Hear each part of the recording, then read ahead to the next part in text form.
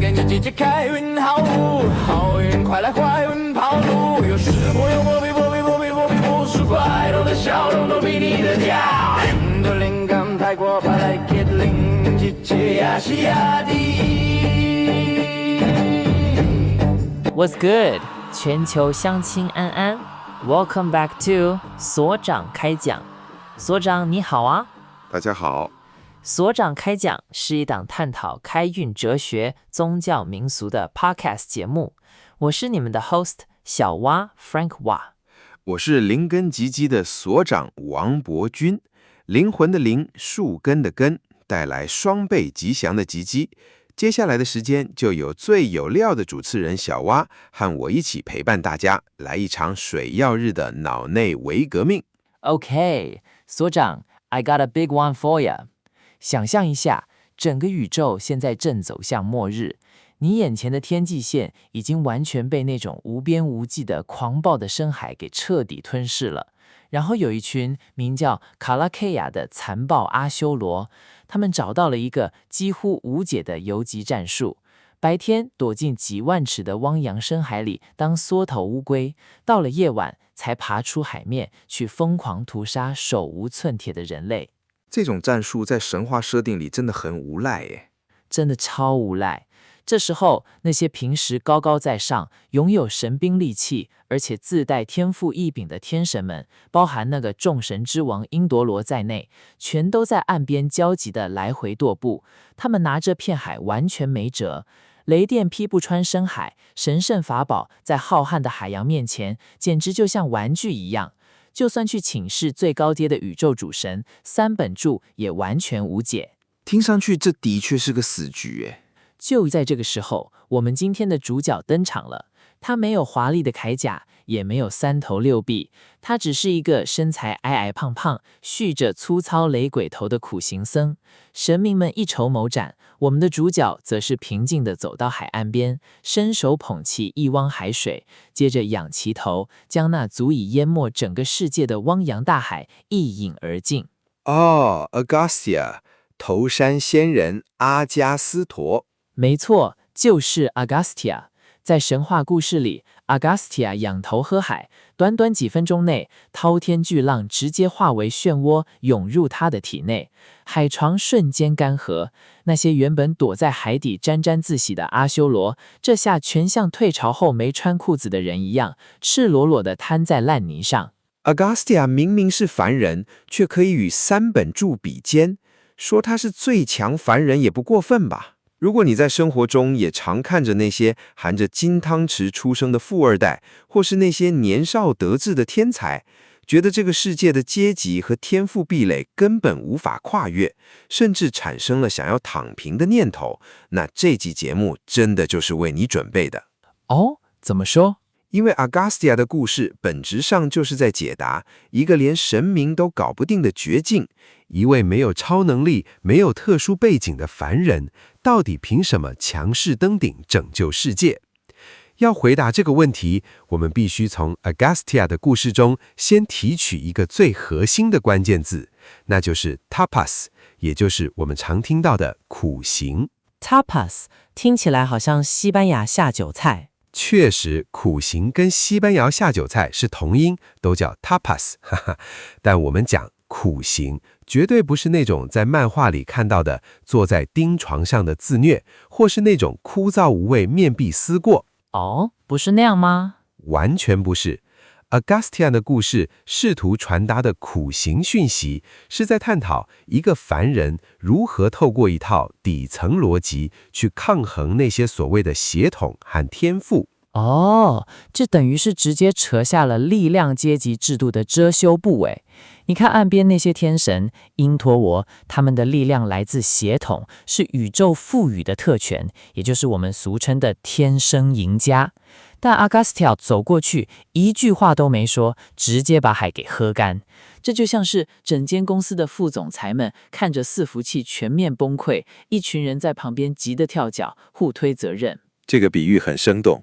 结果，一个默默无闻的资深工程师走过来，敲了一行底层代码，直接修复了整个系统。那些天神们在岸边绝对看傻了眼吧？这根本就是不讲道理的降维打击呀！这里最让人着迷的地方，其实是它展现了神明力量和人类力量的本质差异。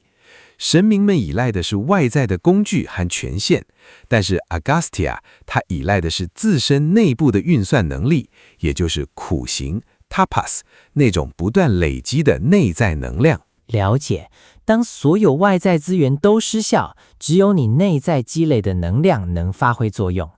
但我老实说，所长，我第一次看到 Agastya 的故事的时候，我是白眼翻到后脑勺的。哦，为什么？拜托，我们看过太多这种天选之子的烂套路了嘛。通常这种能喝干大海的角色，搞到最后一定会揭晓，哎呀，他其实是某个至高神明的秘密转世，或者根本就是一个隐藏的仙二代，他不可能一出生就是一个婴儿大胃王吧？这是一个非常好的质疑。其实，如果我们拨开神话那种夸饰的糖衣，去检视它在历史中的演化，你会发现它的起源，其实非常草根，完全打破了那种天选之子的公式。在最古老的离居吠陀时代，传说双子神 Mitra 与 Varuna 在看到天界美丽的女神广颜天女 Urvasi 后，情不自禁在女神面前双双将精液射出。双子神的精液落在人间的一个泥罐之中，在没有任何人发现的状况下， Agastya 从这个泥罐里诞生了。水瓶男？哈哈，大家给他的称号叫做水罐之子 Kumbhayoni。如果他的故事只停留在吠陀时代，那他顶多只是一个厉害的诗人、哲学家。Wait a minute， 所以他一开始只是一个有才华的文组青年，那他是怎么一路升级变成后来那个可以改写宇宙规则的强者的呢？这就牵涉到他的神格升级过程了。时代背景是雅利安人开始向印度南方扩张的史诗时代与往世书时期。当时这是一个巨大的地缘政治与文化挑战，印度教极度需要一个桥梁来融合北方的吠陀信仰与南方达罗比土的本土文化。Agastya 完美地扛下了这个历史重任，他不再只是北方的仙人，他化身为跨越文化壁垒的终极传道者。说到跨越南北壁垒，神话故事里有提到那个分隔印度南北的文迪亚山脉的故事。但我必须说，我读到这段的时候，我的白眼已经不是翻到后脑勺的问题了，直接翻到外太空。你是指文迪亚山脉向他低头鞠躬的那段吗？对啊，传说这座山脉因为太骄傲，不断向上生长，遮蔽了太阳。Agastya 走到山前，山脉因为敬畏他，主动低下头鞠躬。结果 Agastya 对山说：“在我从南方回来之前，你就保持这个姿势吧。”然后呢，这家我就再也没有回去了，永远留在了南印度，而那座山就这样被压平了。请问这就是传说中的情勒吗？如果你只看字面的话，这确实很像个巧妙的圈套，但我们必须把这段神话放进刚才提到的历史脉络里。这座山脉的折叠其实是一个非常深刻的隐喻，它象征着南北方之间那种本来不可跨越的地理与文化障碍，被他的个人影响力给抚平了。他在泰米尔纳德邦没有动用武力，而是被尊奉为泰米尔语法第一部著作 Agastya 的作者。Agastya 甚至成为南方西大传统医学与占星术的开山鼻祖。啊，原来如此。真正的强大和征服从来不是靠暴力去夷平山峰。Agastya 带来文化，让当地的人臣服。那座山的鞠躬其实是南方本土文化对他带来知识的敬畏。没错，它证明了耐心与知识的影响力远比暴力的破坏来得长久。既然它的力量是透过内在积累而来，这就完美地解释了为什么它的形象设计会是如此的有巧思。真的，你去印度寺庙看他的雕像，绝对不会把他跟那些肌肉奔张、自带发光特效的神明搞混。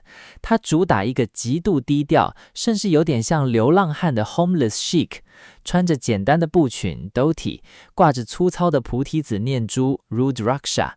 但我觉得最引人注目的其实是他那颗圆圆滚滚的啤酒肚。这颗肚子正是他力量的核心象征。我一开始还想说这是不是中年发福，但结合前面他喝干大海的故事，我突然意识到这颗肚子根本不是用来储存脂肪的，这颗肚子其实是一个处于极端高温状态的核融合反应炉，里面装着他喝干的整片大海，还有他后来生吞活剥的无数妖魔鬼怪。哇，你这个核融合反应炉的比喻非常贴切。这种外观上的设计风格，其实展现了一种大音希声、大象无形的美学。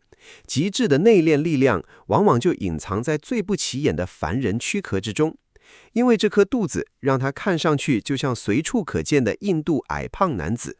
我们还可以看看他双手拿的法器，这进一步补足了他的神格地位。哦，他的法器是什么？阿加斯蒂亚，他的右手通常拿着棕榈叶经书 Nadi， 这代表了他的泰米尔语法智慧，以及能预知过去未来的拿迪占星术。那左手呢？左手则提着一个叫做卡曼德鲁的小水罐，这个水罐可不简单哦。怎么说？传说他曾经把南印度的生命之河靠维尔河整个压缩并封印在里面，直到后来象头财神 Ganesha 化作一只乌鸦，故意把水罐打翻，河流才重新滋润了南方的土地。哇，左手提着一条大河，肚子里装着一片海洋，右手还握着过去与未来的智慧。而且在星象上，它直接对应着南半球的最亮恒星，也就是老人星 Canopus。在印度宇宙观里，当老人星在秋季升起时，就能净化泥泞与浑浊的水域。这个设定真的很迷人，不过这又引发了我另外一个疑问。如果说他是一个把能量全部锁在体内，看起来清心寡欲的苦行僧，那他是不是就像我们想象中的那样，躲在某个深山老林的洞穴里，跟社会完全脱节啊？这正是阿加斯蒂亚故事中最有趣的落差了。阿加斯蒂亚绝对不是一个逃避世俗的隐士，绝对不是宅男。如果你翻开他在神话宇宙里的私生活，绝对会让你对苦行僧这3个字有重新的认知。真的呢？首先，我们得聊聊他的妻子洛莫陀罗 Lopamudra。这段婚姻绝对不是帅哥美女，也不是才子佳人，而是充满了理念碰撞的张力。传说中，阿加斯蒂亚因为看到祖先的灵魂倒挂在深渊中受苦，于是意识到他必须留下子嗣才能拯救祖先。等一下，不结婚生子的话，祖先的灵魂就会被倒挂，这催魂的压力也太大了吧？于是，阿加斯蒂亚凭借自身强大的法力，收集了世间所有动物最完美的刻针，亲自捏出了一个绝世美女，并让她诞生在一个国王的家中。这位公主就是 Lopamudra。他亲自捏出了自己的妻子，还说他不是宅男。当 Lopamudra 长大后，阿加斯蒂亚前去求婚，但这位公主可不是逆来顺受的花瓶，她本身已经成长为一位强大的哲学家和赞美诗人。在新婚之夜， Lopamudra 拒绝了穿着破烂树皮、满身尘土的阿加斯蒂亚，她提出条件：你要跟我圆房可以，但你必须给我国王级别的财富和奢华的床铺，因为我不会在泥地上委屈自己。太过分了吧！这对一个发誓放弃物欲的苦行僧来说，简直就是在刁难。一般的苦行僧遇到这种情况，可能会觉得自己的修行被破坏而崩溃，但他完全没有生气，他直接凭借自己连神明都敬畏的威望，跑去向各国的国王，甚至是残暴的魔王化缘。化缘？阿加斯蒂亚弄来无数的财宝满足老婆，就是在跟全世界证明，我不是没有能力享受物质，我只是选择了苦行。当我需要的时候，全世界的财富都要为我所用。这是一个非常重要的哲学观点，他对世俗的超脱是建立在绝对的实力上，而且他的霸气不只用在物质上哦，在面对绝对的恶意的时候，他肚子里那个核融合反应炉就真的派上用场了。历史藤本里记载了一对手段极度残忍的阿修罗兄弟。哦，我知道，伊勒瓦拉和瓦塔皮，哥哥就邀请路过的苦行僧吃羊肉大餐，等对方吃饱之后，哥哥就会大喊弟弟的名字，弟弟就会在苦行僧的肚子里面变回巨大的阿修罗，直接撑爆对方的肚子，然后两兄弟再把修行者给吃掉。没错，这对兄弟用这招杀害了无数的修行者，直到他们把这招用在了 Agastya 身上。Agastya 面不改色地吃下了整只羊。吃完后，哥哥得意洋洋地大喊 Vatapi， 出来吧！结果呢， Agastya 只是摸了摸他那个圆滚滚的肚子，打了一个带有浓浓硫磺味的饱嗝，淡淡地说了一句：他出不来了，他已经被我消化了。那些恶魔以为自己成功潜入了对方的防线，殊不知根本就是直接走进了焚化炉啊！面对这种直接从体内爆发的致命算计，他为什么能毫发无伤？答案就在我们一开始提到的 Tapas。Agastya 体内激烈的消化之火 Jataragni 温度已经高到不可思议的地步，他不需要念任何防御咒语，也不需要临时寻找法宝，他凭借着绝对的硬实力，直接将一切危机与恶意生吞活剥。 OK， 故事真的很精彩。不过我们听了这么多关于他喝干海水、折叠山脉，甚至吃掉恶魔的故事，这对正在收听这集节目的乡亲来说，到底有什么实际的应用价值啊？我们总不可能明天去把太平洋喝干，或是去生吞一只会变形的羊吧？好的，那我们把话题拉回苦行，也就是 tapas。tapas 在印度哲学本意是热或是摩擦生热。Frank， 你可以把它想象成一个放大镜。我们平常人的精力就像是散落的阳光，照在皮肤上只觉得微温，什么也改变不了。但如果你拿着放大镜，并且拒绝移动它，也就是拒绝外界所有的诱惑与干扰，那些散落的光线就会聚焦成一个极度高温的点，足以点燃火焰。这就是 tapas 的真实意涵。所以不是去求神拜佛，完全不是。Tapas 是当你极度专注，拒绝外界诱惑时，在每一个失眠的夜晚、枯燥的练习中，灵魂与大脑像老旧齿轮一样摩擦出的极度高温的能量。所以说到底， Agastya 的故事对乡亲们来说，到底意味着什么呢？这个答案就呼之欲出了。有人生来就是因陀罗，含着金汤匙，掌控着所有的资源。也有人像阿修罗一样，靠着掠夺和破坏在横行。阶级和资源的落差永远存在。现代社会总是鼓励我们找速成捷径，鼓励我们快乐最重要。结果呢，遇到一点困难就喊着要躺平。然而 Agastya 的故事告诉我们，躺平是解决不了海里那些随时准备吞噬你的阿修罗的。只有你内在的专注，那种摩擦生热的积累，Tapas 才能让你在关键时刻喝干那片阻挡你的汪洋。当你拥有了足以消化这世间所有恶意与挫折的消化之火时，那些看似高不可攀的阶级壁垒，终将会像那座骄傲的文迪亚山脉一样，在你面前深深地低下头来。这让我想到，每天修炼最简单的正拳10000次，就会变成一拳超人。把底层逻辑修炼到极致，就能直接改写宇宙规则，成为可以跟神明平起平坐的最强凡人。那所长，如果把 Agastya 这个角色放在华人文化世界里，你觉得他跟哪些人物比较像啊？如果我们要把 Agastya 的概念进行跨文化转译，拉进到我们华人听众的语境中，他最完美的东方对标人物，莫过于禅宗的达摩祖师。达摩祖师同样是从遥远的西方印度跨越千山万水来到中土，如同 Agastya 跨越文迪亚山脉来到南印度。达摩在嵩山少林寺面壁9年，展现了超越人体极限的专注力，这跟 Agastya 的苦行 Tapas 非常相似诶。Agastya 同时又像道教中的地仙的洒脱与霸气。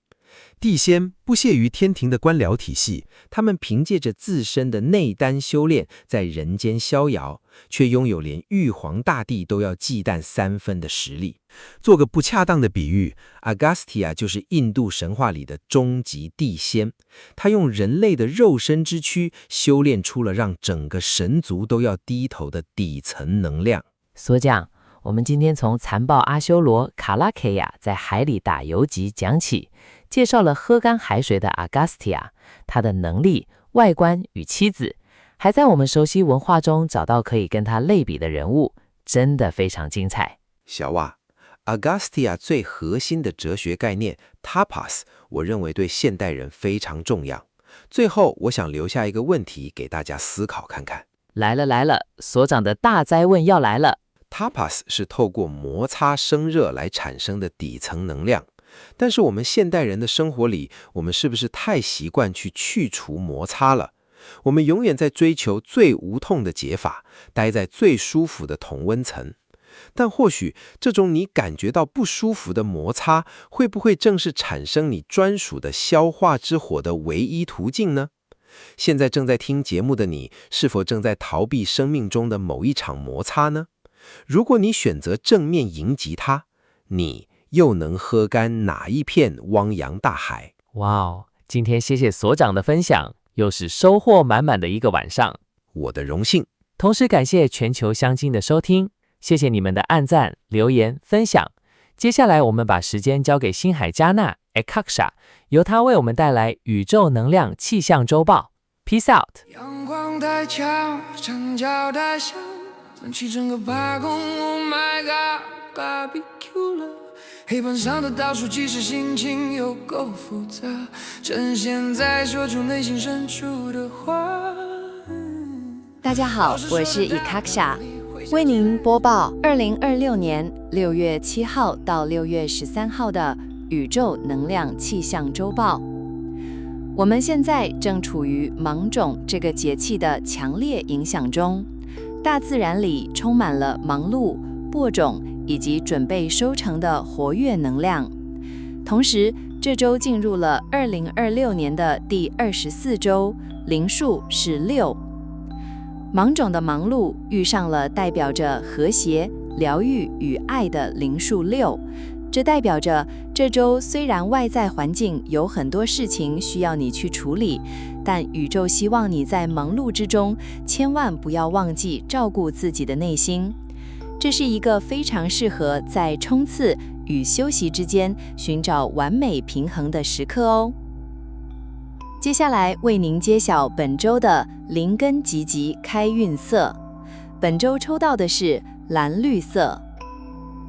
配合这周的寻找平衡与疗愈的能量，宇宙为大家抽出了代表着生命力与内心绿洲的蓝绿色。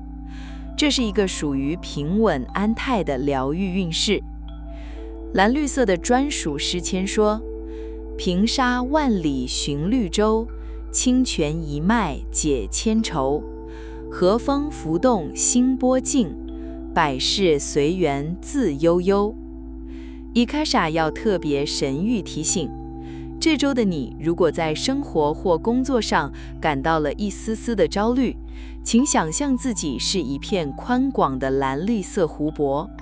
遇到突发状况时，深呼吸，不要让外界的石头激起太大的涟漪。只要你的心境保持平稳，顺其自然，那些卡关的难题都会像清泉一样自动为你解开哦。蓝绿色对应的开运48音色为沙漠蓝调 Desert Blues， 赶快去 YouTube 搜索 SZEP 开运48音色，找到编号30，专属于蓝绿色的播放音乐吧。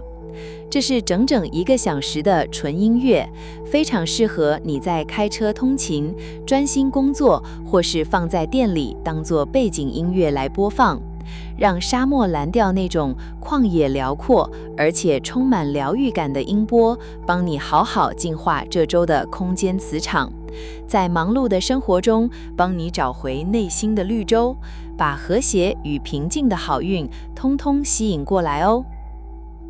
那么本周的湿婆12法相运势又是如何呢？请大家对号入座哦。首先，灵兽是白鹤的无声湿婆，你的家庭关系超级和谐，这周很适合跟家人一起吃顿丰盛的晚餐，或是为家里添购一些绿色植物，居家的温馨感会为你带来无比的幸运。灵兽是狮子的大天师婆，职场上的人际关系迎来了破冰的好时机。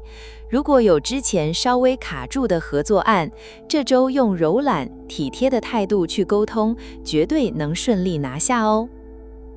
灵兽是大象的喜乐师婆，身体正在向你索求更多的水分与疗愈能量。这周请记得多喝水，或是预约一个全身按摩，把紧绷的肌肉放松，好运自然会跟着来。灵兽是鲤鱼的福气师婆，感情生活充满了粉红泡泡。单身的朋友这周会遇到让你觉得很有安全感的对象。有伴侣的人互相倾听与陪伴，会让你们爱意满满。灵兽是孔雀的清景师婆，大自然是你这周最强的灵感来源。周末去爬个山，或是去海边走走吧，吹吹风，看看风景，会帮你打开脑袋里卡住的创意开关。灵兽是角鸮的三木师婆，财务状况进入了一个平稳安全的周期，这周不适合高风险的投资，反而适合把钱花在购买艺术品或是提升生活美学的课程上。灵兽是野狼的暴风师婆，你的沟通方式变得像水一样柔软，这周非常适合担任团队里的和平鸽，去化解同事之间的矛盾，大家都会超级感激你的智慧哦。